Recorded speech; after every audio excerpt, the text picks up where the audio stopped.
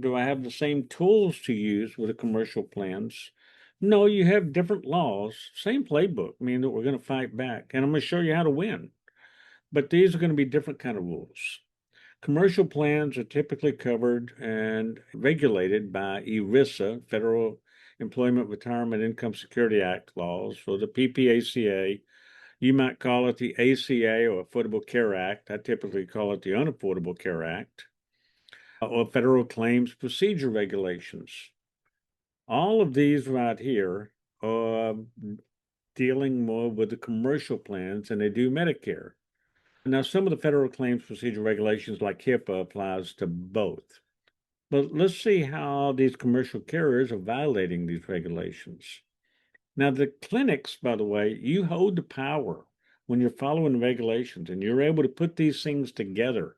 Like, for instance, HIPAA, talking about Medicare regulations on HIPAA, 5160s, or if you're talking about ERISA, 2560s, or when you're talking about Medicare Advantage organizations, Code of Federal Regulations 422.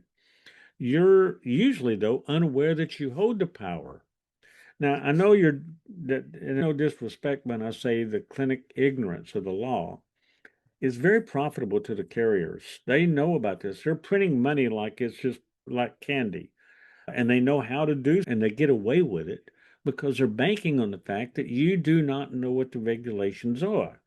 And this is something that I've been teaching since about 1997. Been teaching this a long time. So, what exactly is VISA? It's a law that's been around a long time that governs probably 84% of all commercial insurance claims. And it's overseen by the United States Department of Labor. And you sit there and say, how does that apply? I'm going to show you. You've also got the PPACA, ACA, or in my case, the Unaffordable Care Act or the Obamacare law, whatever you want to call that massive piece of legislation that the idiots passed back in 2010, whenever they said, we'll pass it and then we'll read it later.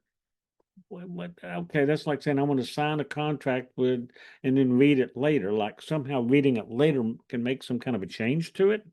No, it was not real bright. You've also got HIPAA laws. They've been around since 1997, signed into law by President Clinton back then. It mainly took effect around 2000 to 2003, and then they've been modified several times since then.